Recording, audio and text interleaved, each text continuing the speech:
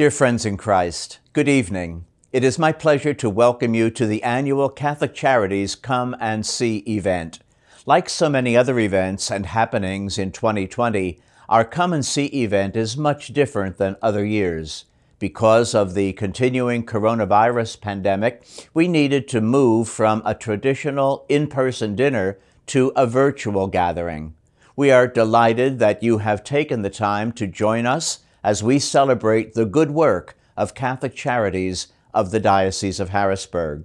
In his encyclical letter, God is Love, Pope Emeritus Benedict XVI wrote that the Church's deepest nature is expressed in her threefold responsibility of proclaiming the Word of God, celebrating the sacraments, and exercising the ministry of charity. These duties presuppose each other and are inseparable. The Holy Father further explained that for the Church, charity is not a kind of welfare activity which could equally well be left to others, but is a part of her nature, an indispensable expression of her very being. These words of our former Holy Father are a special reminder to us of the important, indeed indispensable, mission of Catholic Charities within our diocese. Catholic Charities has been the charitable arm of the Church in our diocese for over 81 consecutive years. Through the programs and services of Catholic Charities, we provide help and create hope for thousands of needy individuals and families every year. Often, those we serve are in need of the basic essentials of life: food, shelter, and clothing. The simple response we give to immediate needs and specific situations is an expression of love for our neighbor, a love that springs from our Catholic Christian faith. It is a love that is not limited to those who share our faith. The service provided by Catholic Charities is for all those in need, in imitation of the Good Samaritan. This is especially prevalent in today's current environment. In March of this year, all of us experienced changes in our daily lives because of the COVID pandemic. At Catholic Charities, the need for our services was greater than ever before. We were tasked with finding creative solutions to deliver services to those in need in ways that we never had previously. The programs of Catholic Charities are numerous and diverse, as are the many needs of the less fortunate in our midst. 3 programs in particular are celebrated at this Come and See event tonight: Evergreen House for women recovering from addiction, Interfaith Shelter for homeless families, and Lourdes House Maternity Home. Collectively, these 3 homes for healing provide help and create hope for those in need. Each of these important programs parallels a quote from St. Francis de Sales, who said, "It is those who have the most need of us that we ought to show our love more especially." Without the services offered by our 3 homes for healing, many of the individuals served would not receive the help and care they desperately need. I wish to thank the excellent staff of Catholic Charities, who are distinguished not only by their professional competence, but by their loving dedication to those they serve. With them, I also thank our volunteers, our board of directors, and our donors and benefactors for their participation in the charitable mission of the Church. I also want to thank our guest speaker tonight, Dr. Monique Ruberu. Dr. Ribeiro has a beautiful conversion story that she recently published entitled Rising with Roses. This book delves deeply into her faith journey, which brought her from a broken marriage to an amazing and precious relationship with God. It also addresses many interesting life lessons that she learned along the way and now shares with her patients on a daily basis. I am confident that her remarks will be inspirational for all of us. The commitment to serve the needy in our midst is not an optional part of the Church's life. As Pope Emeritus Benedict reminded us, it is part of our identity and mission as the body of Christ in the world today. May the Lord bless our service of love and help us to be ever more faithful to our call to serve Him in the least of our brothers and sisters. Thank you again for joining us tonight for our Come and See event, and thank you for your continued support of Catholic Charities. God bless you.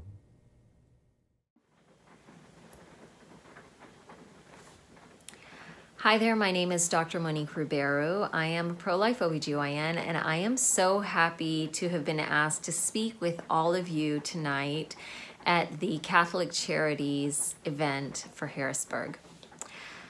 So they have asked me to speak with all of you about my reversion story and how I came to be a pro-life OBGYN.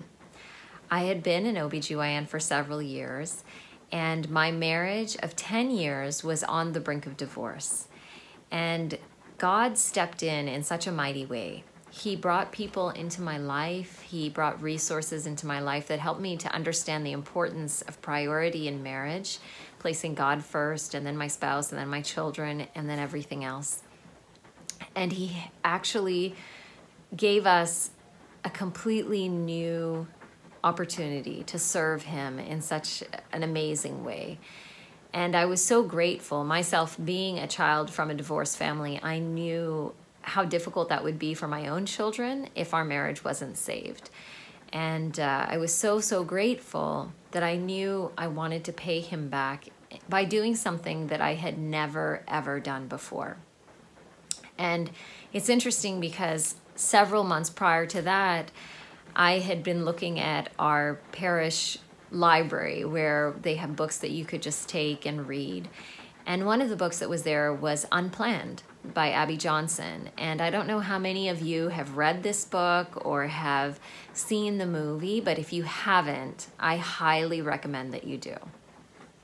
This book was about a woman who had been conned by Planned Parenthood into believing that they were serving women. And so she volunteered initially as a sidewalk escort and then slowly moved up and up in the ranks and ultimately became the director of the Planned Parenthood.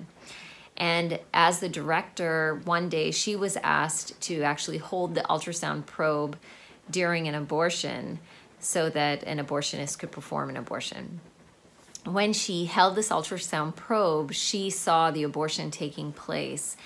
And everything changed for her. This was a woman who had had abortions herself, a woman who, fought for the rights of other women to have abortions. She was very proud of the work that she did at Planned Parenthood. And although she came from a pro-life family, she had chosen to do this work and thought that she was doing the right thing. But this sudden instance, this moment which allowed her to see the humanity of this child, changed everything for her. And through this book, I was introduced to sidewalk counseling because they spoke of 40 Days for Life and people praying outside of the abortion centers.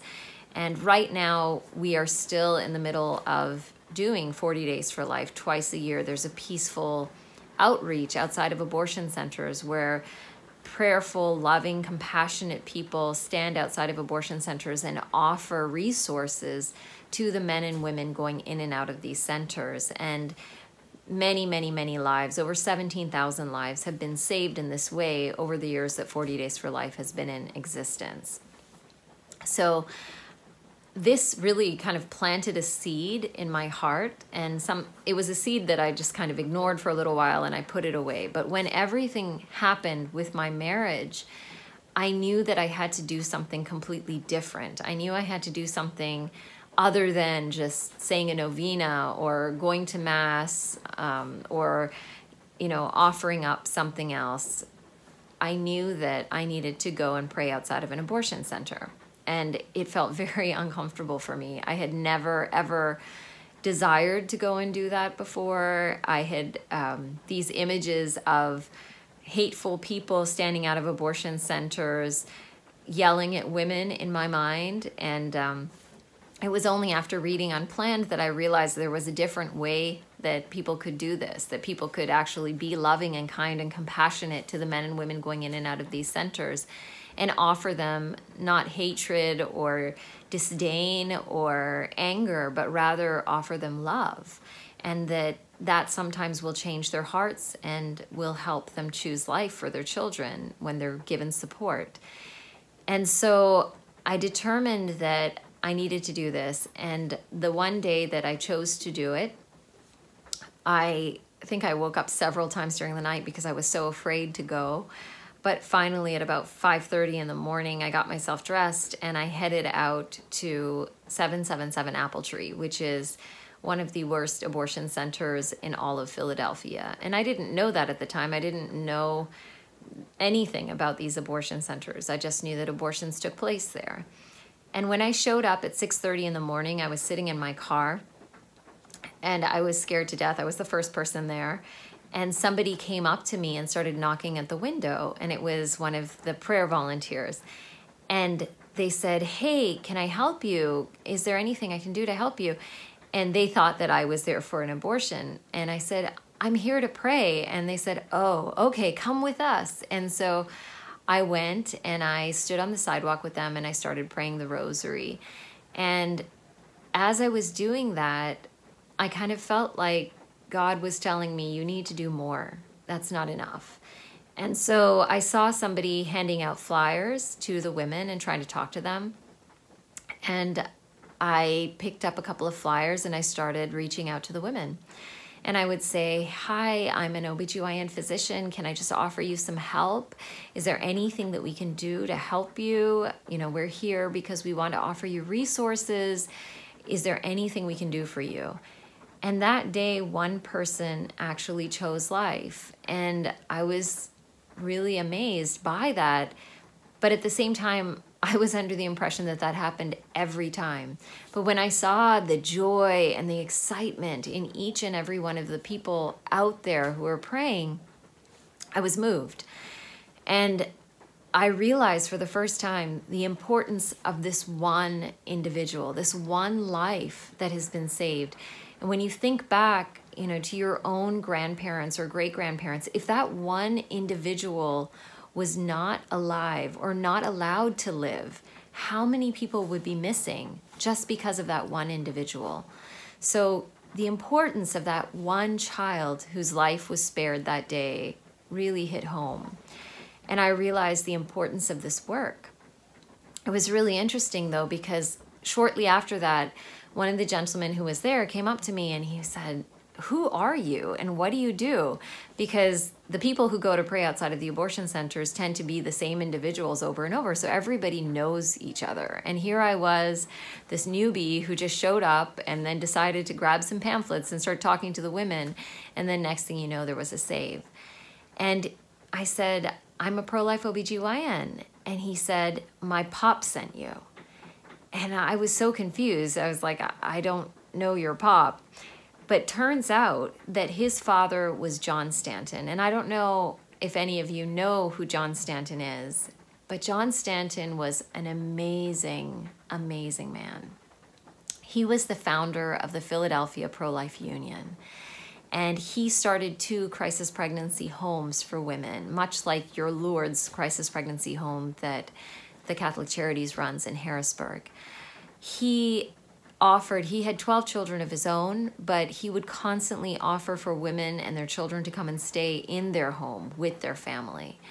He was a mentor for so many.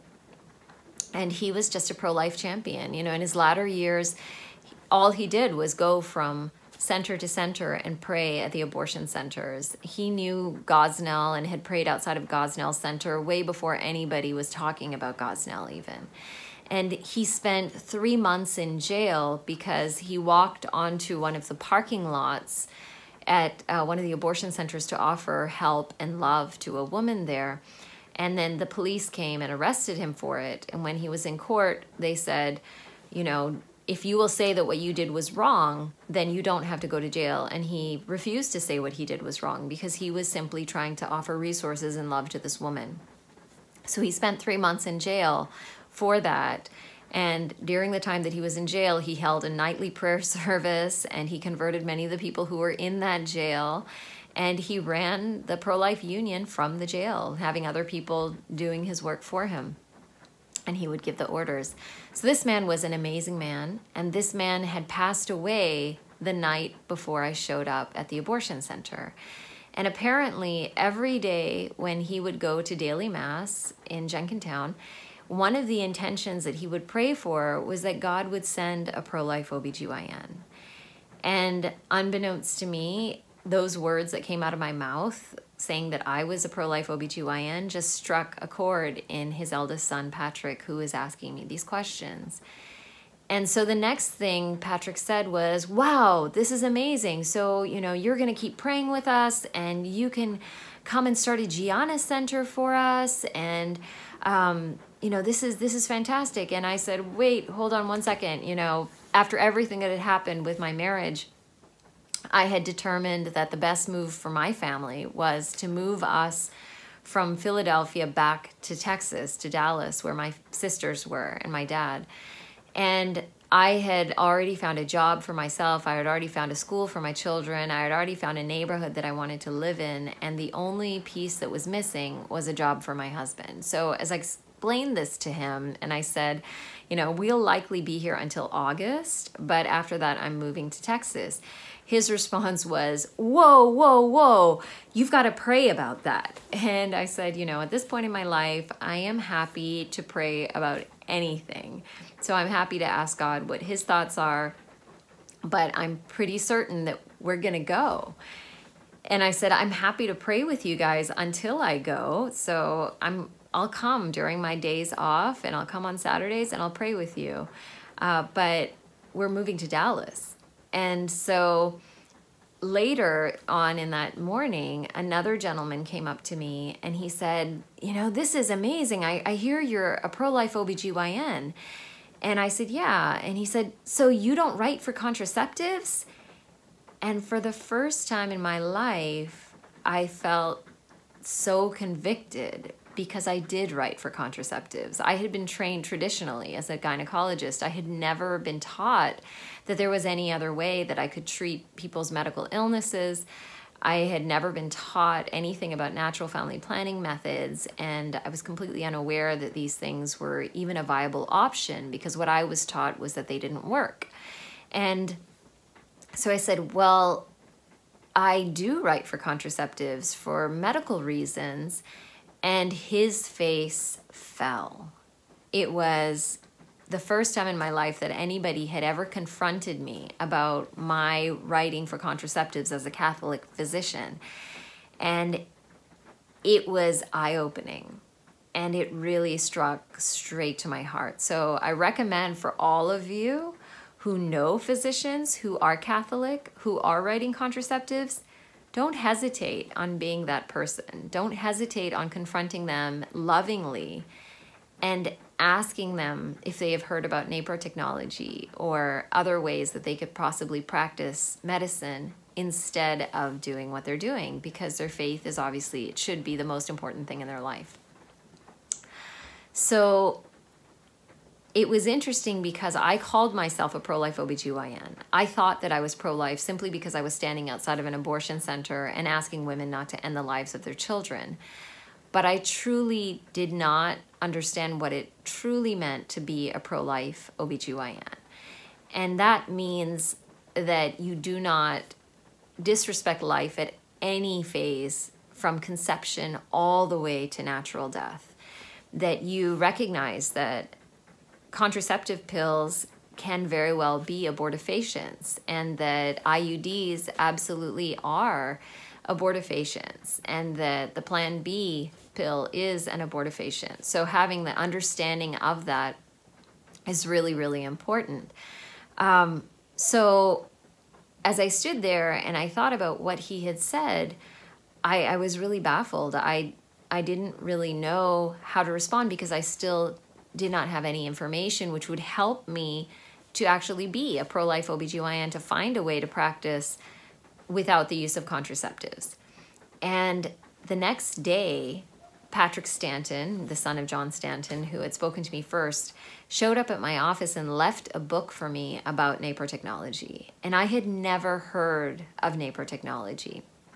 NAPRO technology, for those of you who don't know, is natural procreative technology. It's a method that physicians can use to treat their patients, their GYN patients, in all forms of, at all stages of their lives with any GYN issue, everything from abnormal bleeding, hormonal disturbances, PMS, postpartum depression, recurrent miscarriage, infertility, ovarian cysts, polycystic ovarian syndrome, endometriosis, you name it.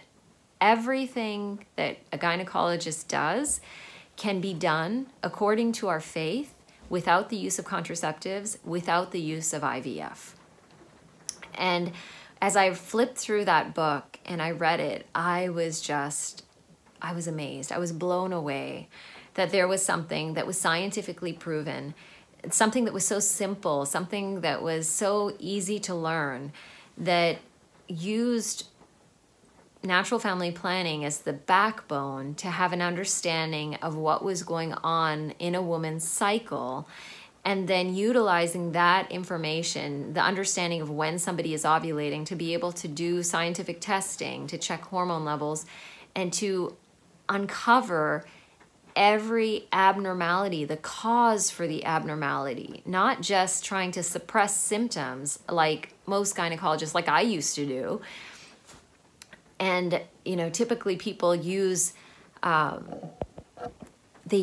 control pills so that they can try and cover up your symptoms. So if you go in with irregular cycles, or you go in with abnormal bleeding, or you go in with polycystic ovarian syndrome or ovarian cysts, they will try to give you contraceptive pills just to shut down your natural cycle, to try and rid you of your symptoms. But this was something so different.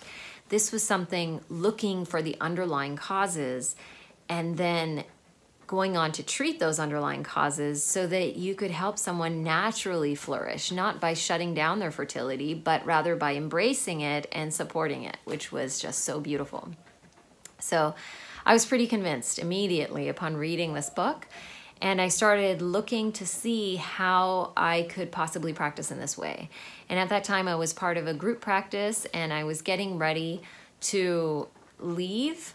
And what I did was, after Patrick had asked me to pray, I spoke to my husband and I said, listen, I think that we need to think about possibly asking God what he wants, and let's ask him for a sign.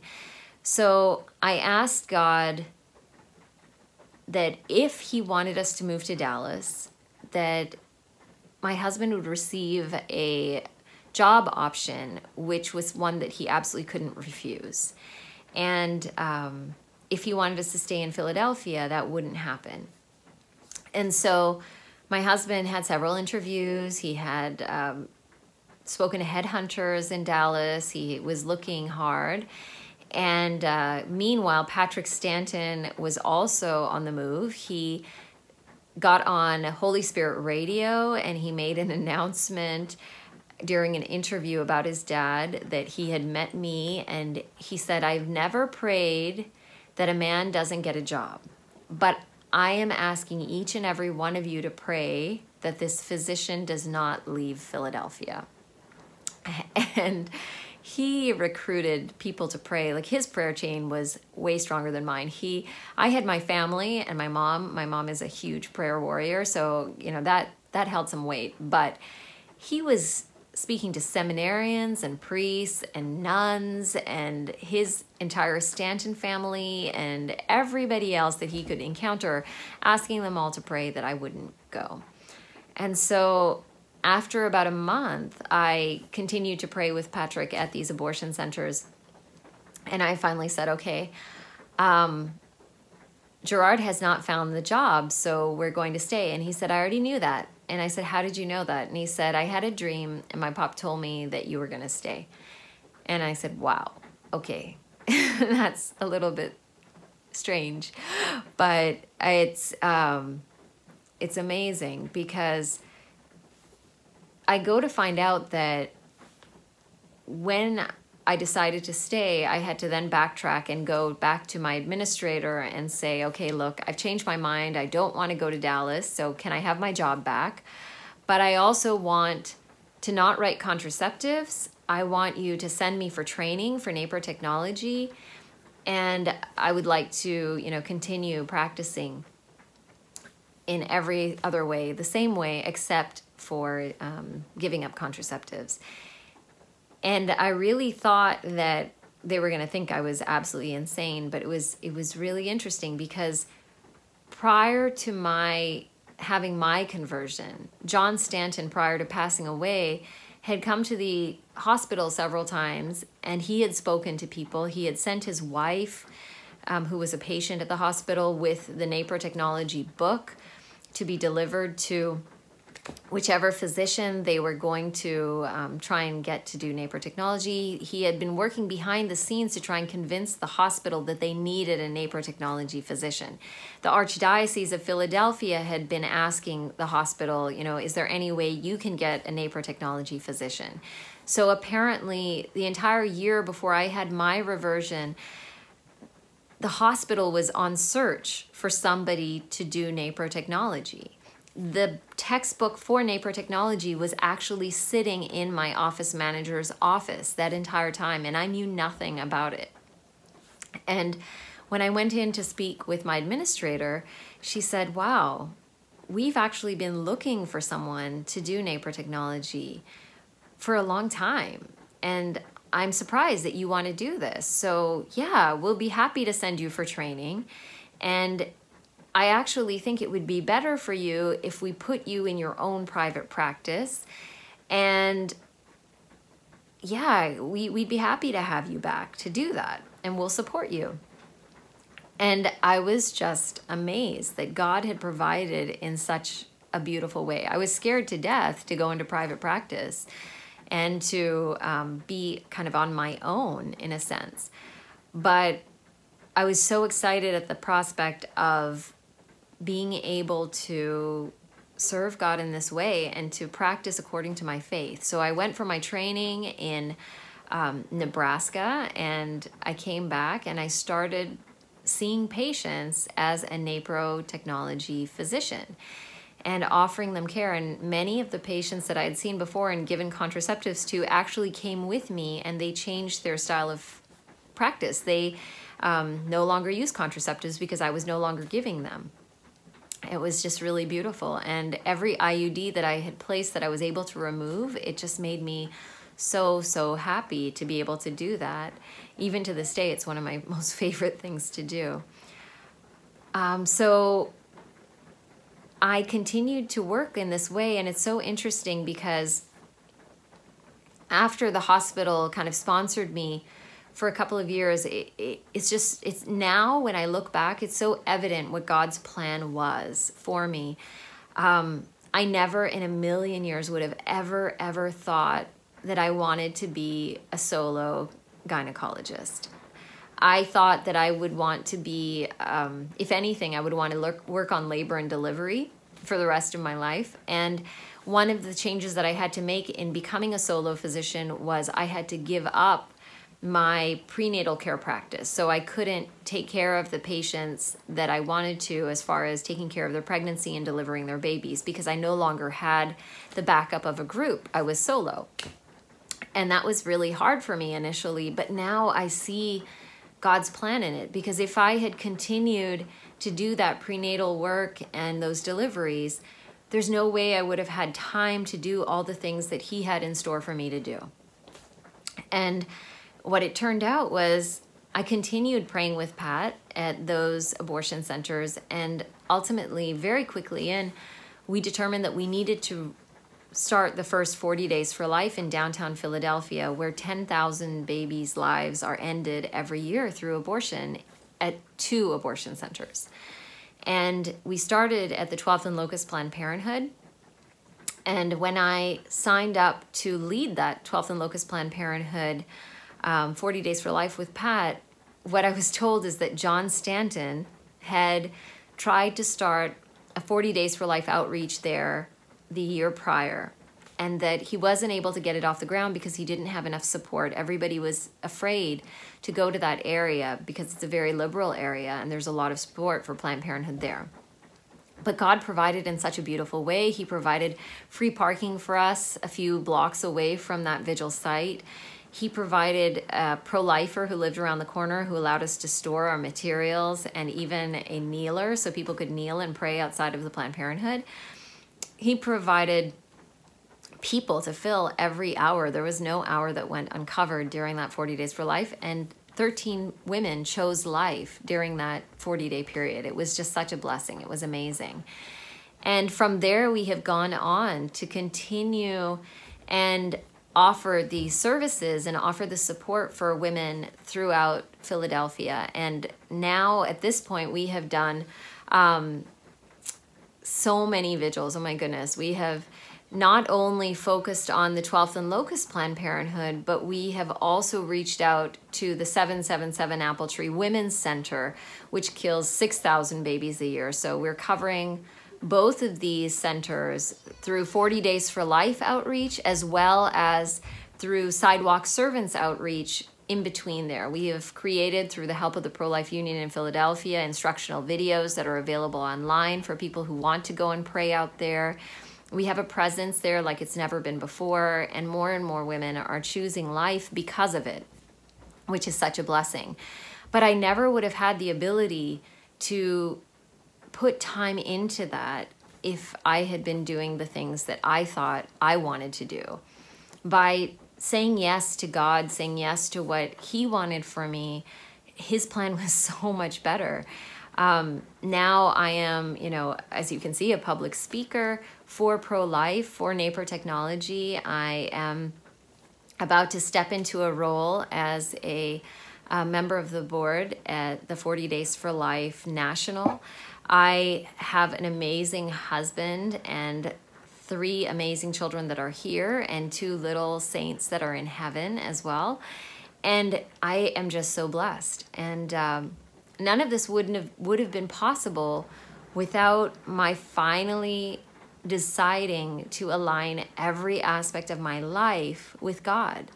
That is absolutely the most important thing that we can do in every aspect of our life, whether it's, at the polls voting, or our day-to-day with our family or with our friends, or attending church or attending Mass.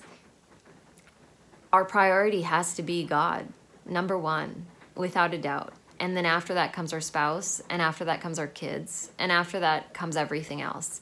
But without that, without His strength, without His peace, there's nothing that we can do.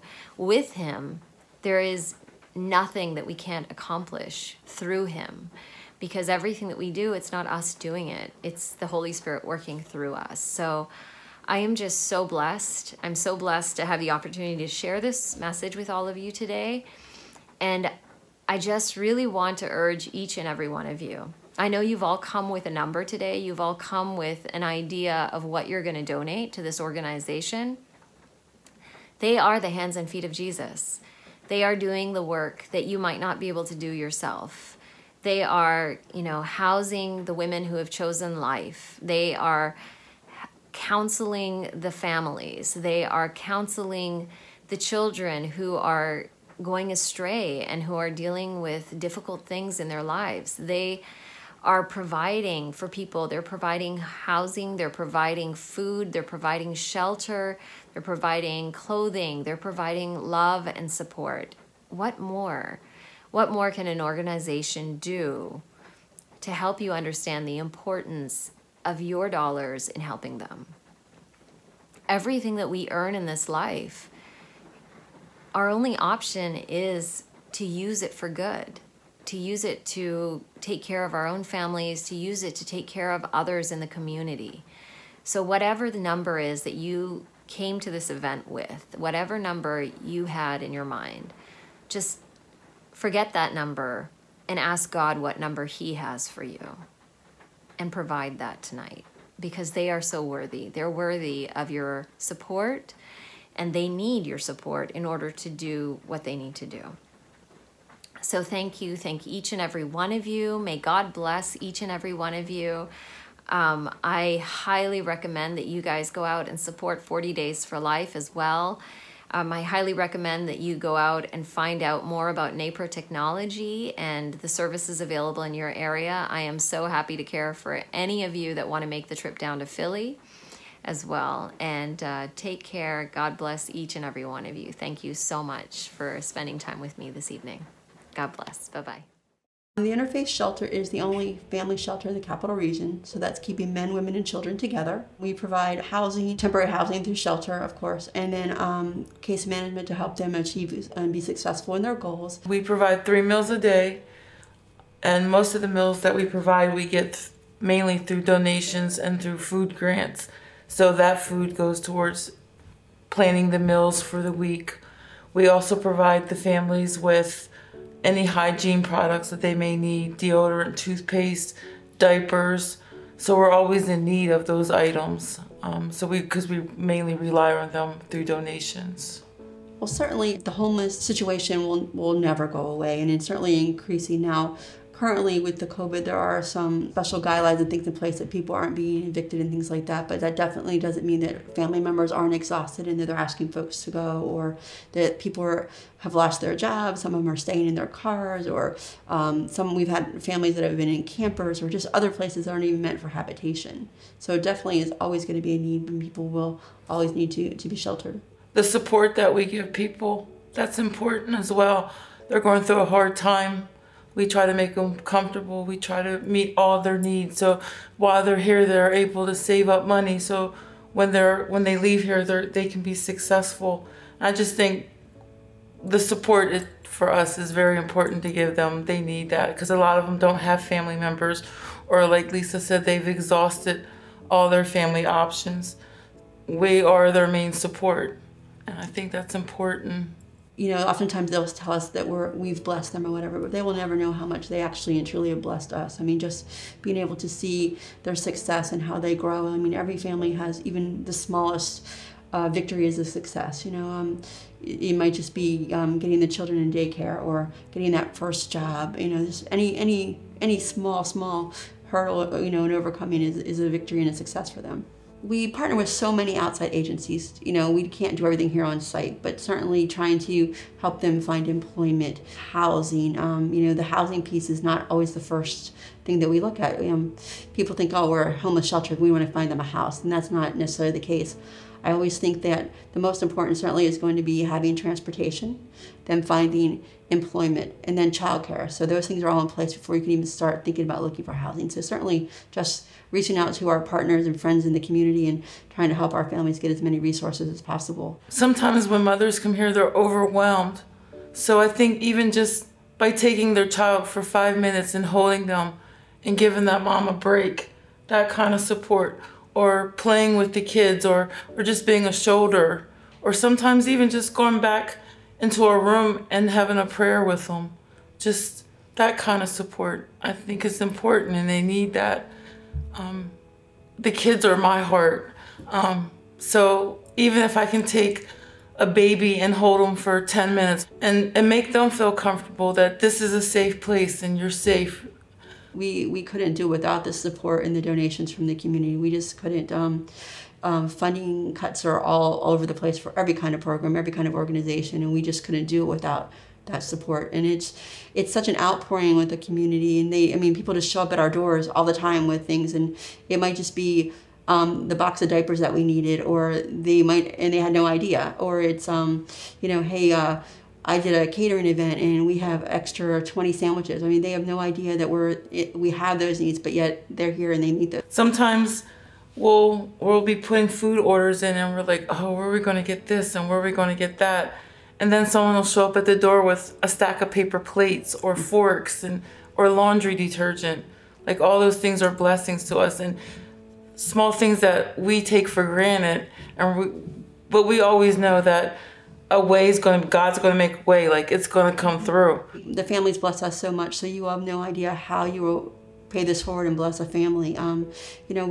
We anticipate the needs to be here for many, many years, and it's not just today, so it will always be a blessing, no matter what it is you're willing to give. If it's your time, if it's monetary, if it's like I said, just as simple as diapers or hygiene products. We just are so grateful for everything. Well, we are a licensed halfway house for women, and our women come from all over the state, but also in different scenarios. So they come from prison, rehab, sometimes off the street, mental health facilities, even probation may refer someone. So they come from all over, and they come here for long-term treatment. That's a 3 to 6 month program. The program is structured in phases. The first thing we do right off the bat is deal with basic needs. Coming out of addiction into recovery, there's so many things to address: medical, mental health, medication, trauma, abuse, children, families, employment, housing. All of these things are fresh on our clients' minds when they come in here. So right off the bat, we deal with that. We make referrals. We set appointments up. We transport them to these appointments. They don't have to worry about anything. We do all of that in the beginning, so that all an individual needs to do when they come here is focus on their recovery. We do create a treatment plan. I love the fact that they pick their treatment goals. We don't have anything to do with that. I build a treatment plan based on what their goals are and they feel they want and need to work on. And then after that's completed, then it's just working on implementing those goals and helping them to accomplish those goals through the phases. And, that's what I love about it, because they're involved in it. It's not that, we don't implement our, no, we really think you should be, focused on this, or why do you want to focus on that? This is all coming from what they know to be their weaknesses, things they know that they need to work on, and turn them into strengths by the time they leave. One of our strongest components that make us different from other facilities is the spiritual and religious component. We're Catholic Charities, so we're going to talk about God. We're going to help you discover your God again, or be introduced to your religious or your higher power, and try to incorporate that into a program of recovery. So we have Bible study, and we do religious services on the weekend that they can choose to go to or listen in on. So we try to make that a big component in our program too. We're strong believers that to get recovery, to get clean, you need a higher power. We want you to explore. And when you do explore and you find that higher power, you find peace in this program. No one is immune from the disease of addiction. So we don't discriminate, we don't judge.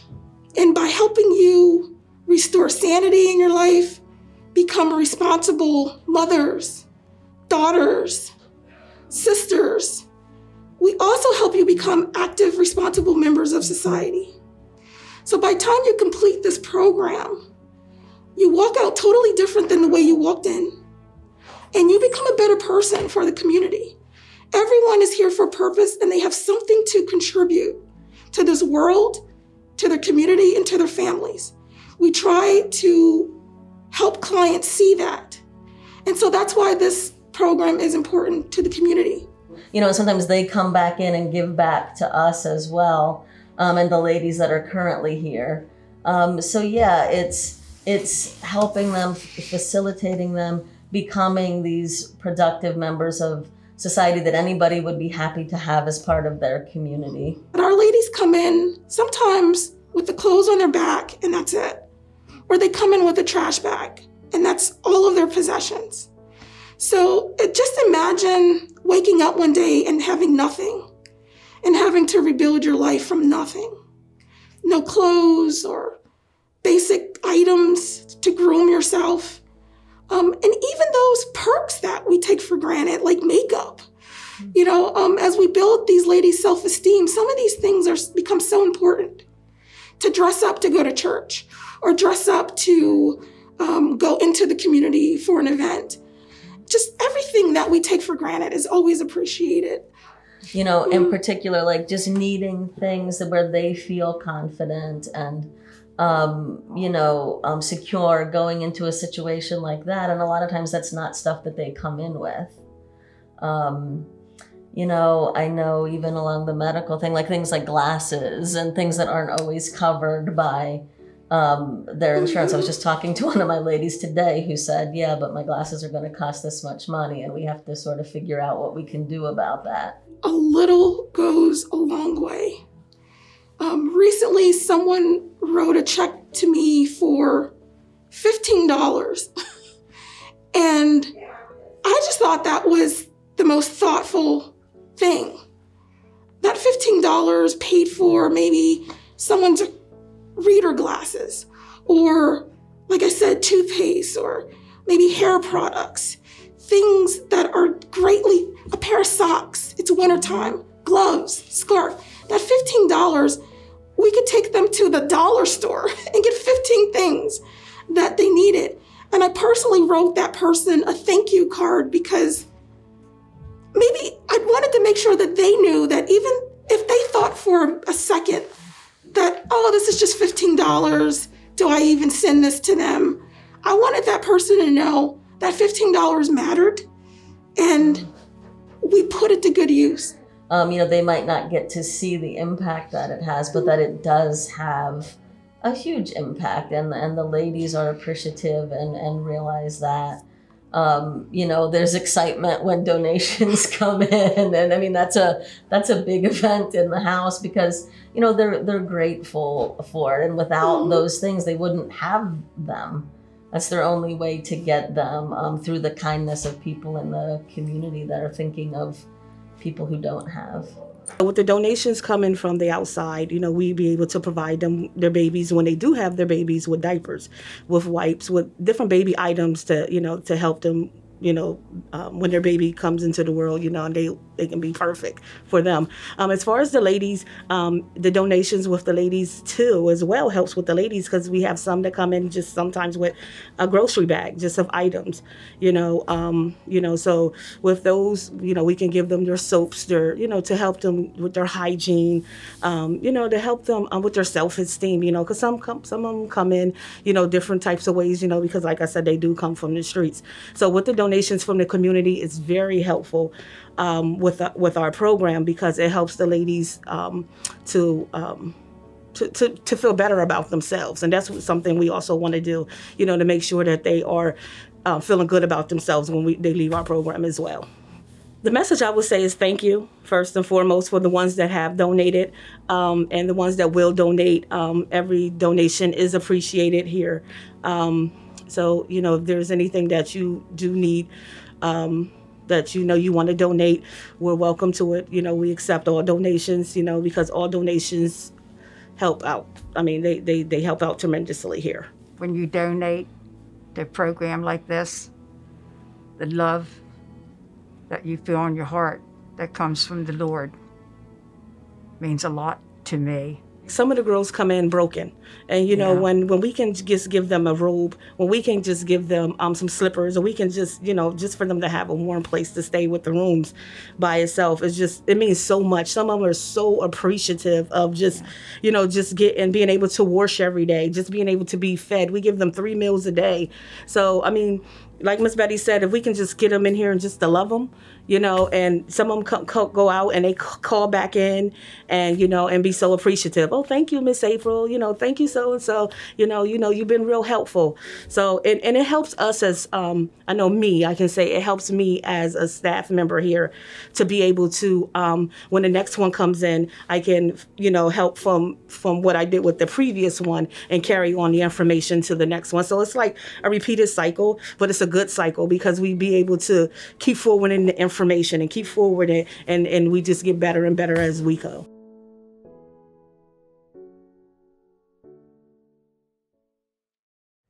Good evening. My name is Mark Totero, and I am the CEO of Catholic Charities. I would like to thank you for joining us this evening for the 15th annual Come and See event. Although a little different in format, being virtual, the mission of the event is still the same: to raise funds for our 3 homes for healing: Interfaith Shelter for homeless families, Lord's House Maternity Home, Evergreen House. I hope that you enjoyed our presentation tonight. I would like to thank Bishop Gaynor for his comments and commitment to Catholic Charities. A special thank you to Dr. Monique Ruberu for her unique presentation on her life experiences and reversion. Lastly, and most importantly, I would like to thank our donors and benefactors who through their generosity support the good works of Catholic Charities. For those who would like to make a donation, please go to our website, www.cchbg.org, and press the donate button. Again, thank you for your support, and I wish all of you a happy, healthy, and prosperous holiday season and 2021. Thank you.